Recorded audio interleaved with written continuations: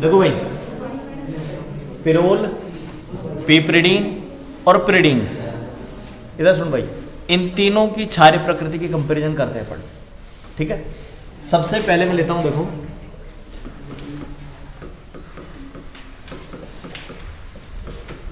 Alkyl amine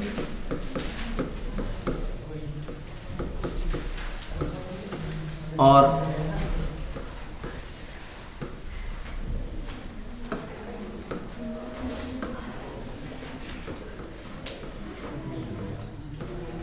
pyridine भाई,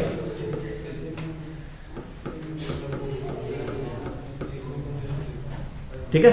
इधर सुनो, इधर सुनो, ये दोनों ले रहे अपन, एल्किल और पिरिडीन। ये एल्किल प्लस आई दर्शाता है, प्लस आई दर्शाता है तो क्या करेगा, ये इलेक्ट्रॉन देगा, इलेक्ट्रॉन देगा तो एन पर एलपी की उपलब्धता बढ़ जाएगी भाई। अपन ये लिख देंगे कि एल्किल एमीन में एल्किल के प्लस आई प्रभाव के कारण,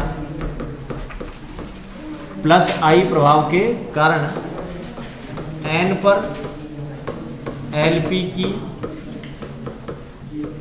उपलब्धता बढ़ जाती है, अतः क्षारीय प्रकृति ज्यादा होगी, या क्षारीय सामर्थ्यता ज्यादा होगी भाई, एन की, एलपी की उपलब्धता बढ़ जाती है, ठीक है। या बात करें तो देखो, ये जो कार्बन है, इस कार्बन का संकरण कौन सा बोलो, sp2, और यहां पर जो कार्बन था उस कार्बन का संकरण था sp3, ध्यान रखना भाई। तो कार्बन का संकरण sp2 है, बोलो प्रतिशत एस लक्षण कितने होंगे, 33%,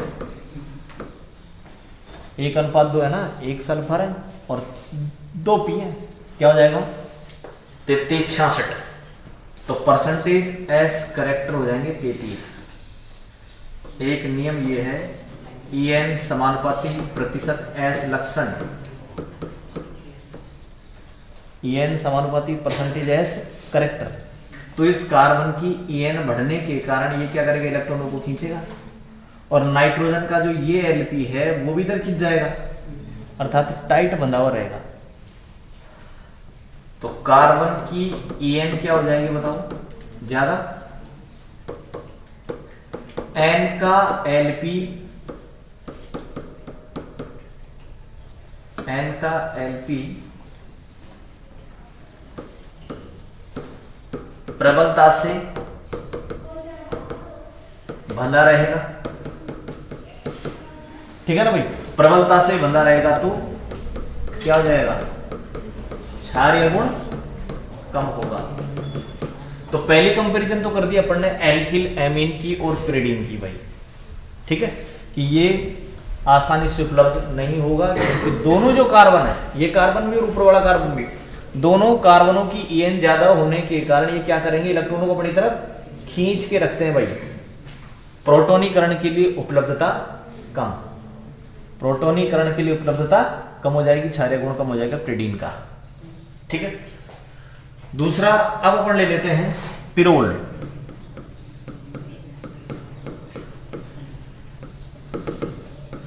पिरोल ले लो,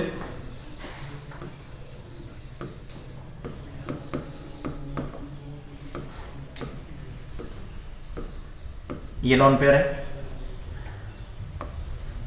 डबल डबल जाएगा तो माइनस, इसकी नेक्स्ट रेजोनेटिक स्ट्रक्चर ये होगी, ये N, ये H, डबल यहां माइनस और N पर पॉजिटिव भाई, सही है ना। अगली अनुनादी संरचना क्या बनेगी इसकी, ये यहां आएगा, ये यहां चल जाएगा,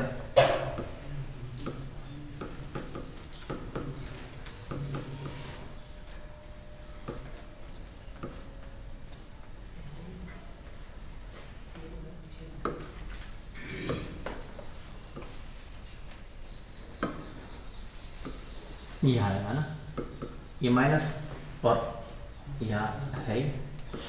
नेक्स्ट रेजोनेटिव स्ट्रक्चर ये जाएगा डबल, और डबल अगर यहाँ आएगा तो माइनस।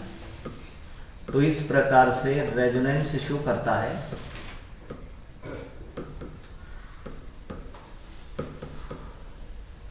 ठीक है भाई। तो देखो भाई, नाइट्रोजन का जो लोन पेयर है वो एरोमेटिक षटक बढ़ाने में काम आ गया। उपलब्धता कम, उपलब्धता कम तो क्षारीय प्रकृति कम हो जाएगी। तो सबसे कम क्षारीय प्रकृति पिरोल की होगी भाई।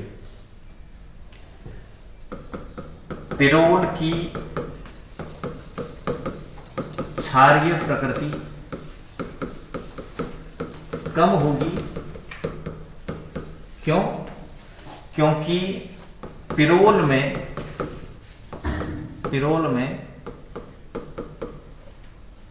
नाइट्रोजन का एलपी एरोमेटिक षटक बनाने में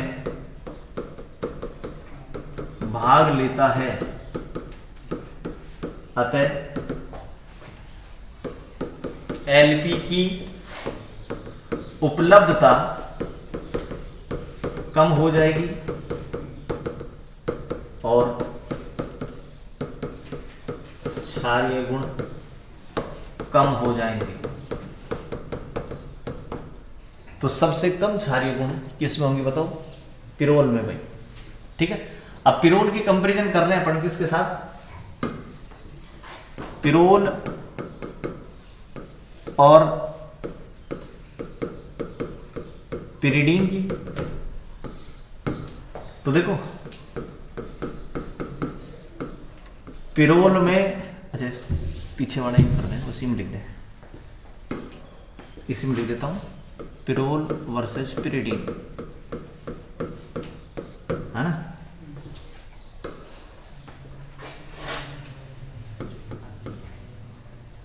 जबकि पिरिडीन में N का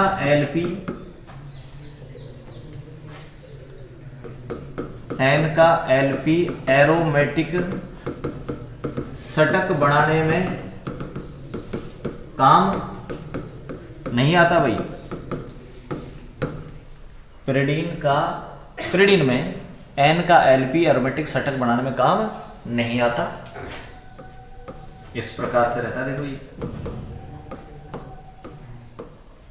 ये एरोमेटिक षटक बनाने में काम नहीं आता। ठीक है। अतः पिरिडीन का LP प्रोटोनीकरण के लिए पिरोल की तुलना में आसानी से उपलब्ध हो जाता है। पिरोल के साथ कंपैरिजन कर रहा हूं, ध्यान रखना, आसानी से उपलब्ध हो जाता है। अतः पिरिडीन की क्षारीय प्रकृति पिरोल से ज्यादा होगी।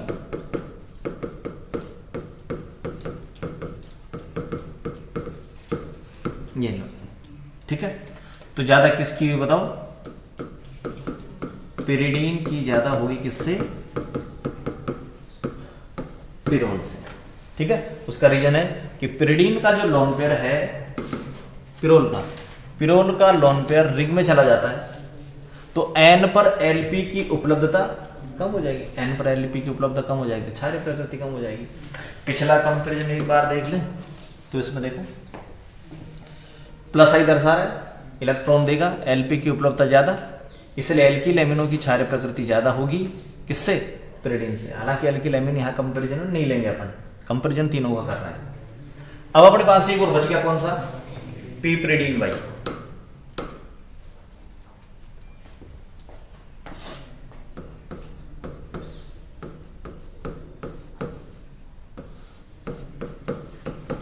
पिरिडीन देखो, इस पिरिडीन की पिरिडीन से कंपैरिजन कर लो।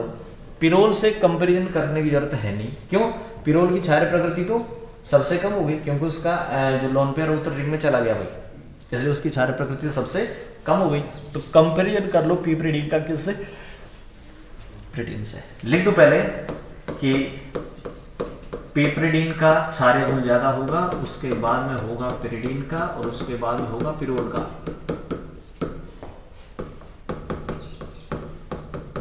क्षारीय गुण का क्रम पिप्रिडीन की ज्यादा क्यों हो गई वो बात करना है अपन।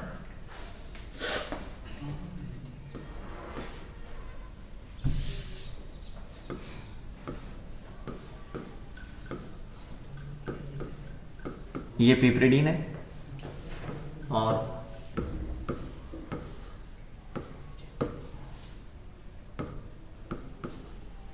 ये पिरिडीन है भाई। लॉन पेयर दोनों पे ही है, लॉन पेयर की उपलब्धता दोनों पे है ना, लेकिन डिफरेंस कार्बन के संकरण में है। यहां देखो कार्बन का संकरण कौन सा है बोलो, sp3, और यहां कार्बन का संकरण कौन सा है, sp2। इसमें परसेंटेज एस करेक्टर बोलो कितने होंगे भाई, 25%, और इसमें परसेंटेज एस करेक्टर कितने होंगे, 1:2 है, एस 33p 66 है, 1:3 है, एस 25p 75। और अपन ये जानते हैं यहां कि En समानुपाती होती है परसेंटेज एस करेक्टर के भाई। परसेंटेज एस करेक्टर अगर ज्यादा होते हैं तो कार्बन की En भी बढ़ जाएगी भाई। तो यहाँ क्या हो जाएगा वो, तो परसेंटेज एस करेक्टर ज्यादा है तो कार्बन की En ज्यादा हो जाएगी, है ना भाई। और कार्बन की En ज्यादा हो जाएगी तो ये कार्बन क्या करेंगे, इलेक्ट्रॉन खींचेंगे, N पर Lp की उपलब्धता कम हो जाएगी। कार्बन की En अधिक होने से N पर Lp की उपलब्धता क्या हो जाएगी भाई, घट जाती है, या N पर Lp की उपलब्धता कम हो जाएगी और क्षारीय गुण या क्षारीय प्रकृति घट जाती है। जबकि यहां देखो कार्बन का संकरण कौन सा भाई, sp3 है। ये जो कार्बन है वो इन इलेक्ट्रॉनों को नहीं खींचेगा, ठीक है ना, या ज्यादा नहीं खींच पाएगा, तो N पर Lp की उपलब्धता ज्यादा। कार्बन की En क्या हो जाएगी, यहां कम रहेगी इसकी कंपैरिजन में। यहां तो कार्बन की En बढ़ जाएगी, यहां कार्बन की En घट जाएगी। ऐसा नहीं है कि उसकी 2.6 से भी कम हो जाएगी, इससे कंपैरिजन कर रहे हैं, ध्यान रखना अपन। यहां कार्बन की En बढ़ जाएगी, 2.75 के आसपास हो जाती है, ध्यान रखना, डबल बॉन्डेड में। और ट्रिपल बॉन्डेड हो जाता है तो वहां 3 के आसपास पहुंच जाती है कार्बन की En। तो यहां कार्बन की En घट जाएगी तो क्या हो जाएगा, N पर ये ऐसा करो, इस यहां पर ये घटना बटन लिखेंगे ही नहीं तो मैं समझोगे और भी कम हो जाएगी। तो अपने N पर Lp की उपलब्धता ज्यादा, क्षारीय प्रकृति ज्यादा भाई। ये हो गया तीनों का कंपैरिजन भाई। तो क्षारीय प्रकृति का ऑर्डर हो गया ये कि पिरिडीन की सबसे ज्यादा, पिप्रिडीन की सबसे ज्यादा, फिर पिरिडीन की और पिरोल की। ये इनकी क्षारीय प्रकृति का ऑर्डर हो गया, ठीक है। तीनों की कंपैरिजन एक बार तीनों वापस देख लो, यही बता रहा हूं मैं। पिरोल में N का लोन पेयर रिंग में चला जाता है तो प्रोटोनीकरण के लिए उपलब्ध नहीं होगा भाई, तो इसकी क्षारीय प्रकृति कम हो जाएगी। इन दोनों की बात करें तो पिप्रिडीन में N का लोन पेयर न तो रिंग में जाता है और कार्बन का संकरण भी कौन सा है, sp3। इस कारण से N पर Lp की उपलब्धता सबसे ज्यादा होती है, ठीक है। तो N पर Lp की उपलब्धता सबसे ज्यादा होगी और ये आ जाएगा अपने पास कौन सा,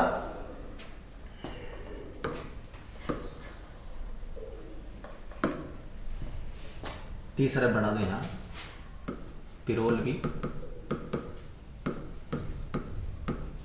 SSO कर देंगे ELO। ठीक है, तो क्या लिखेंगे कि LP किस में चला जाता है, रिंग में चला जाता है, सही है ना भाई। और रिंग में चला जाएगा तो क्षारीय प्रकृति कम हो जाएगी पिरोल की। तो ये तीनों का कंपैरिजन हो गया, पिपरिडीन का, पिरिडीन का और पिरोल का।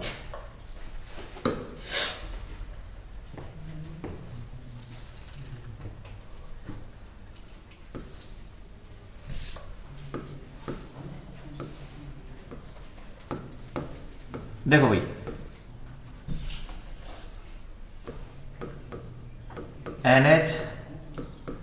NH2 C6H5NH2, मतलब ये है ये C6H5NH2। और ये हाइड्रोजीन था, हाइड्रोजीन के मैंने फेनिल जोड़ दिया, क्या बन गया बताओ, ये बन गया फेनिल हाइड्रोजीन। अब ये फेनिल हाइड्रोजीन अगर मान लो कार्बोनिल कंपाउंडों से रिएक्शन करे, हाइड्रोजीन कार्बोनिल कंपाउंडों के साथ हाइड्रोजोन बनाता है ना भाई। हाइड्रोजीन क्या बनाएगा, हाइड्रोजोन। रिएक्शन पड़ी हुई है सेकंड ईयर में, कि हाइड्रोजीन हाइड्रोजोन बनाता है कार्बोनिल कंपाउंडों के साथ, हाइड्रोजीन हाइड्रोजोन बनाता है, सेमी कार्बे जोड़ी सेमी कार्बे जोन बनाता है ना, इस प्रकार से रिएक्शन पड़ी थी। H2O बाहर, ये बनेगा देखो NH, ये N डबल बॉन्ड C और ये 2 CH3।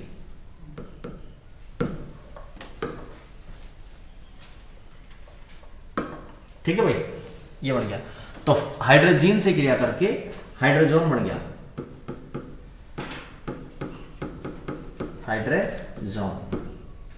अब इस हाइड्रोजोन को अगर मान लीजिए आप अम्लों की उपस्थिति में 453 केल्विन पर गर्म कर दें, अम्लों की उपस्थिति में 453 पर गर्म कर दें, तो यहां से जो बाहर निकलेगा वो निकलेगा NH4 पॉजिटिव। मैकेनिज्म देखेंगे कैसे निकलेगा। NH4 पॉजिटिव बाहर निकल जाएगा। कार्बन कितने अपने पास, 1 2 3, एक N तो गया, एक N बचा केवल।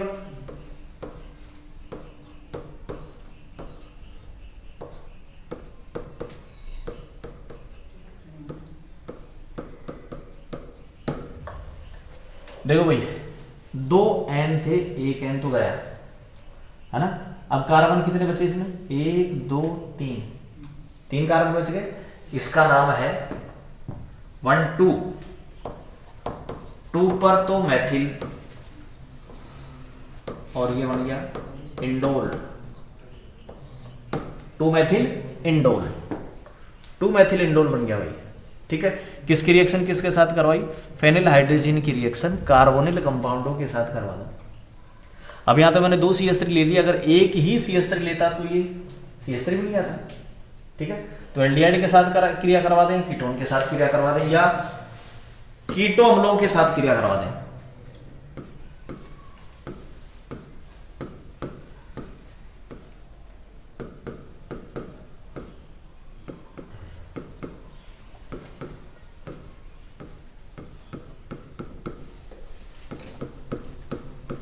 ये पायरुविक अम्ल है,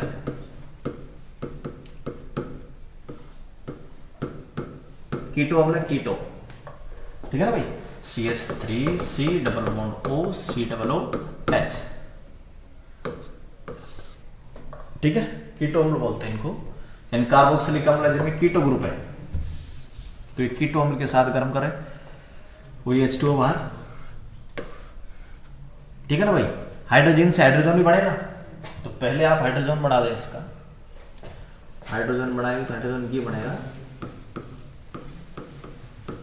NH N double bond C, एक तो CH3 और एक COOH।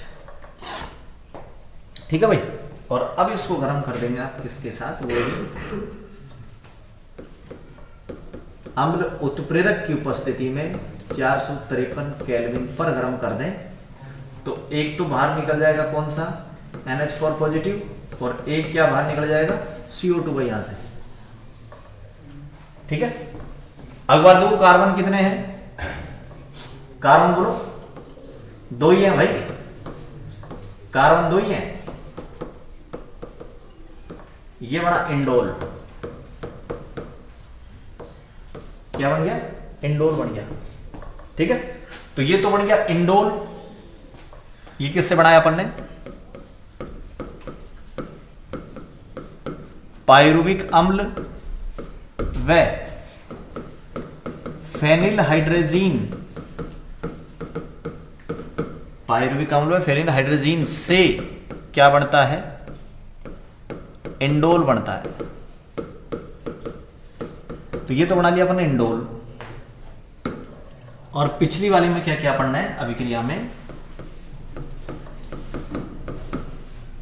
फेनिल हाइड्रोजीन की अभिक्रिया किससे करवाई भाई, बोलो, एल्डिहाइड कीटोन कीटो एसिड के साथ करवाने पर क्या बनता है, पहले हाइड्रोजोन, सही है ना भाई, हाइड्रोजीन कार्बोनिल कंपाउंड के साथ हाइड्रोजोन बनाया जा रहा है, हाइड्रोजोन बनता है जिसे 453 केल्विन ताप पर ZnCl2 H2SO4 पॉलीफास्फोरिक अम्ल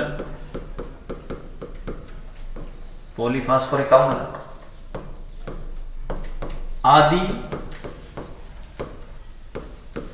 अम्ल उत्प्रेरकों की उपस्थिति में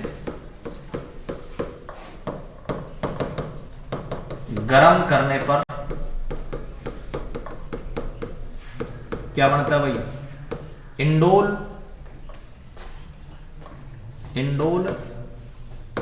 या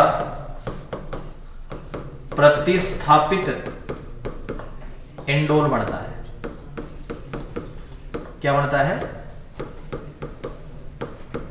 इंडोल या प्रतिस्थापित इंडोल बनता है। और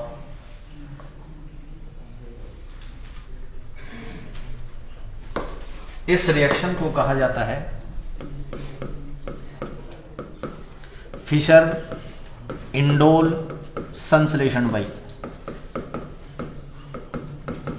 अभिक्रिया का क्या नाम है, फिशर इंडोल संश्लेषण, फिशर इंडोल संश्लेषण। देखो भाई, आपने स्टार्टिंग के जो 5 सदस्य थे वो सारे 5 सदस्य पढ़ लिया, एक प्रीडिंग पढ़ा दिया। ठीक है, अब उसके बाद में क्या होता है कि जो आगे का जो बच गया ना, ये इंडोल बच गया, क्विनोल बच गया, आइसोक्विनोल बच गया, उनमें से जनरली जो चीज बचती है ना, वो बचती है 4-5 नेम रिएक्शन। ठीक है ना, और सिलेबस में वही है, और जो बनाने की जो विधियां हैं, मेथड है ना, वो नहीं है। जो इंपोर्टेंट मेथड है वो बता देता हूं मैं, जो एग्जाम में आते हैं। ठीक है ना भाई, जो हेटेरोसाइक्लिक कंपाउंड उसमें 2 प्रश्न आएंगे, एक प्रश्न तो अपना पीछे वाला से बैठ ही जाएगा इनमें से। ठीक है, दूसरा भी करना चाहे तो दूसरा कहां से बैठेगा, इनमें से। ये जो नेम रिएक्शन है ना, ये नेम रिएक्शन आती है, जैसे ये आ गया फिशर इंडोल संश्लेषण। ठीक है ना भाई, ये आएगा इस प्रकार के 2-3-4 रिएक्शन है इसमें, आगे आने वाले जो बच गया टॉपिक उसमें। तो एक करवा दिया अपन ने, कौन सा, फिशर इंडोल संश्लेषण भाई।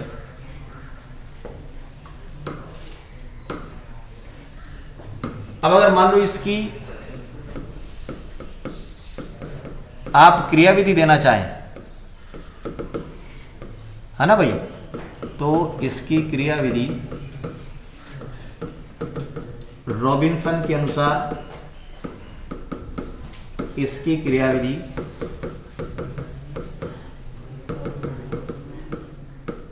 इसकी मैकेनिज्म देखो भैया। फिशर इंडोल जो संश्लेषण है, उस फिशर इंडोल संश्लेषण की मैकेनिज्म देखें।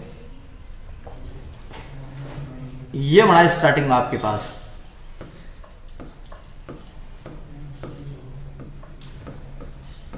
NH, N double bond CH3, है ना भाई, हाइड्रोजन बन गया ना, पहले हाइड्रोजन बनेगा। अब ये जो हाइड्रोजन है, ये हाइड्रोजन H+ की प्रेजेंस में, ये जो H है वो यहां आ गया, मान लो इस पर, तो इस पर आ गया तो बनेगा ये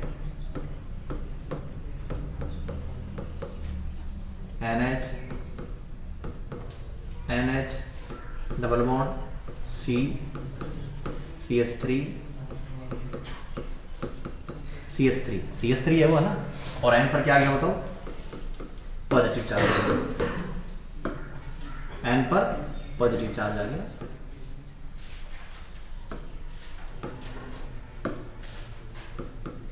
अब H+ बाहर जाएगा भाई, H+ बाहर कैसे जाएगा कि ये बंद के इलेक्ट्रॉन यहाँ आएंगे और ये चल जाएगा N पर, क्योंकि N पर पॉजिटिव चार्ज आएगा ना, अनस्टेबल हो गया, तो ये H+ के रूप में चला जाएगा, ठीक है। उसके बाद क्या बचा,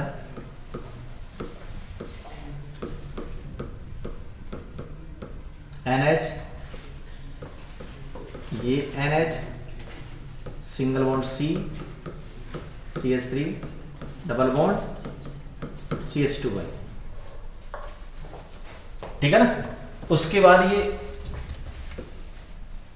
अम्ल उत्प्रेरकों की उपस्थिति हो रही रिएक्शन भाई, फिर H+ जुड़ जाएगा इस NH पर ही,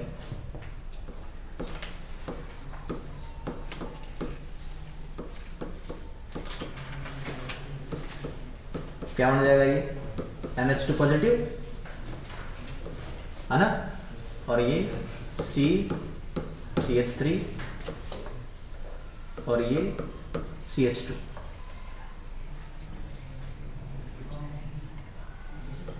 डबल बॉन्ड, है ना भाई, ये बन गया। अब इसके बाद में अगली जो स्टेप है, वो अगली स्टेप ये होगी, देखो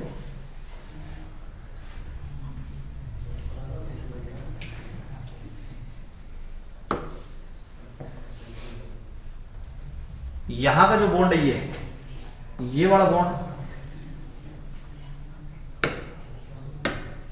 ये वाला बॉन्ड है ना भाई, ये वाला बॉन्ड ऊपर चला जाएगा, ठीक है, और ये वाला बॉन्ड आ जाएगा नीचे, तो ये पूरा का पूरा आपस में साइक्लिक हो जाएगा कंपाउंड, है ना, साइक्लिक रिंग इसमें बन जाएगी।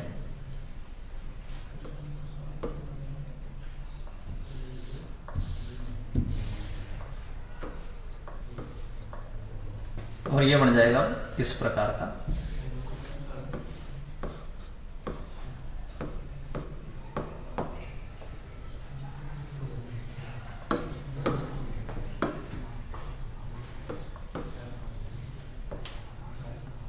ये आ गया CH2, ये C, ये CH3 और ये डबल बॉन्ड,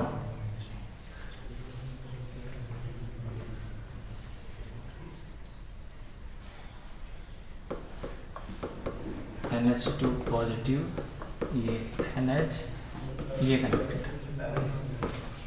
है ना भाई। उसके बाद देखो, एक मिनट इसको पीछे सही कर दूंगा वापस में ना, फिर एक बार और देखो भाई, यहां का जो एक H है, ये H,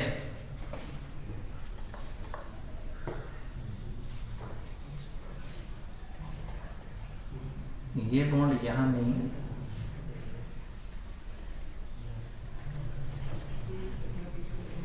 अच्छा टूट जाएगा।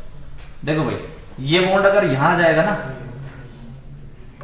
ये बॉन्ड यहां आ जाएगा, है ना, और ये यहां जाएगा, नहीं इसको तोड़ा नहीं है अपन,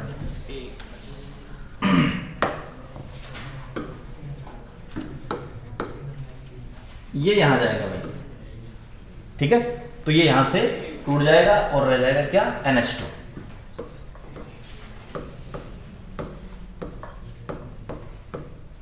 ये single bond CH2 C CH3 double bond, क्या रह गया, ये NH2, है ना, और ये क्या बन गया, NH डबल बॉन्ड। ठीक है भाई, बॉन्ड कैसे हुए देखो, ये बॉन्ड तो यहाँ गया, यहाँ बॉन्ड बन जाएगा, ये यहाँ जाएगा, यहाँ डबल आ जाएगा, और ये यहाँ जाएगा, यहाँ डबल आ जाएगा। ठीक है, उसके बाद देखो यहाँ पर H अभी भी है भाई। अब ये क्या होगा, ये बॉन्ड गलत लिख दिया, ये जो बॉन्ड है ना भाई, ये यहां आएगा, ये इस पर आ जाएगा, H H प्लस के रूप में निकल जाएगा, और वो H प्लस किस पे जुड़ जाएगा, इस NH पे भाई। ये यहां आएगा डबल, H H प्लस के रूप में चल जाएगा, ये बॉन्ड यहां आ जाएगा, इस पर चार्ज कैसा जाएगा, माइनस, ये H प्लस और ये माइनस, NH2 बन जाएगा। ठीक है, तो अगली इसकी स्ट्रक्चर बन जाएगी ये,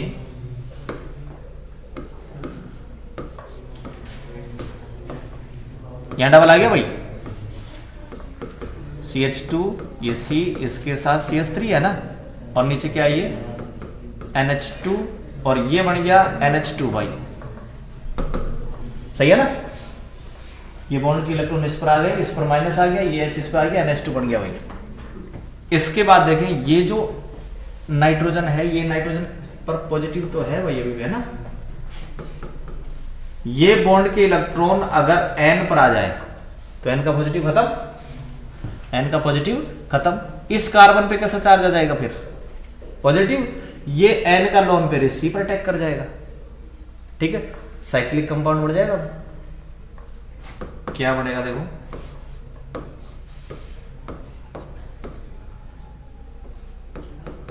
CH2, ये C, ये CH3, और ये NH2, और ये NH2, और ये जुड़ गया किस पर, C पर भाई, है ना।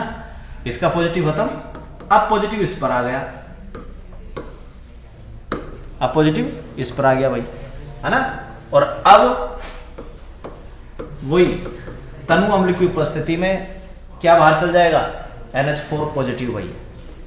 कहां से, NH2 तो यहां से, है ना, एक H यहां से, एक H यहां से, NH4 पॉजिटिव बाहर, और अब आपके पास बन जाएगा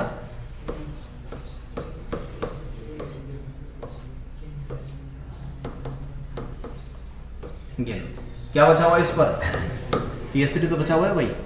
ठीक है, ये चल जाएगा NH2, एक H यहां से, NH3, एक H यहां से, NH4, H यहां से जाएगा तो इस कार्बन की वैलेंसी एक कम हो गई, NH2 के जाने से, एक कार्बन की वैलेंसी कम हो गई H जाने से, यहां से H, यहां से NH2, यहां से H, क्या बाहर गया, NH4 पॉजिटिव बाहर गया भाई। ठीक है, तो इसके मैकेनिज्म एक बार वापस देखो भाई। देखो भाई, ये हाइड्रोजन था, हाइड्रोजन पर H प्लस जोड़ो, यहां H प्लस जोड़ते इस पर चार्ज आएगा पॉजिटिव, है ना।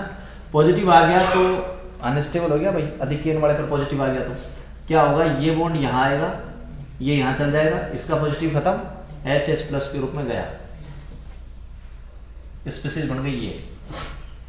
अब एक H प्लस और जुड़ जाएगा इस NH पर, क्या बन गया ये NH2 बनते ही फिर अनस्टेबल हो गया, अधिक पर। अब अनस्टेबल हो गया तो स्टेबिलिटी गेन कैसे करेगा भाई, ये देखो बॉन्ड की शिफ्टिंग होगी, अब ये इन इलेक्ट्रॉनों को खींचेगा तो इस कार्बन की वैलेंसी कम हो जाएगी, ये बॉन्ड चला जाएगा ऊपर, ये आ जाएगा नीचे, ये चला जाएगा यहां, इस NH2 के बीच और इस N के बीच, यहां से बॉन्ड टूट जाएगा, यहां डबल आ जाएगा, यहां सिंगल आ जाएगा, ये कनेक्ट हो जाएगा, ये बन गया। ठीक है, अब देखो ये जो हाइड्रोजन है, ये हाइड्रोजन H प्लस के रूप में निकल जाएगा, बॉन्ड के इलेक्ट्रॉन यहां दे जाएगा, H प्लस के रूप में गया, वो H प्लस किसके साथ आकर कनेक्ट हो जाएगा, NH के साथ। ठीक है, इसके साथ कनेक्ट हुआ तो क्या बन गया, ये NH2, है ना, NH2 बन गया, NH2। उसके बाद देखो ये बन गया, अभी भी क्या चार्ज है इस पर, पॉजिटिव है, ये बन गया पॉजिटिव है तो फ्री इलेक्ट्रॉनों को खींचेगा, ये अगर इन इलेक्ट्रॉनों को खींचेगा तो इसका पॉजिटिव खत्म हो जाएगा, लेकिन कार्बन पर पॉजिटिव आ जाएगा। अब कार्बन के पॉजिटिव को कम करने का तरीका, ये जो नाइट्रोजन अपना लोन पेयर किसको दे दे, कार्बन को, और इसके साथ बॉन्ड बना ले। ठीक है, अब इस N पर पॉजिटिव आ गया, ये अनस्टेबल हो गया, है ना, तो इसका तरीका क्या था, NH4 बाहर निकल जाएगा एसिड कैटलिस्ट की उपस्थिति में गर्म करने पर। ठीक है ना भाई, ये हो गया आपके पास प्रतिस्थापित इंडोल। और प्रतिस्थापित इंडोल कौन सा, 2 मेथिल इंडोल भाई। ठीक है, देखो यहाँ पर कार्बन कितने हैं, 2 ही कार्बन है, ध्यान रखना 2 ही कार्बन, देखो ये घेरा, ये पहला और ये दूसरा, दूसरा पर CH3 जुड़ा हुआ, पहला दूसरा, दूसरा पर CH3 जुड़ा हुआ है। ठीक है, ये आपके पास क्रिया विधि हो गई भाई क्या बनाने की, इंडोल बनाने की। ठीक है, और ये हो गया फिशर इंडोल संश्लेषण। तो फिशर इंडोल संश्लेषण आगे वाले पार्ट में सबसे इंपॉर्टेंट भाग है भाई।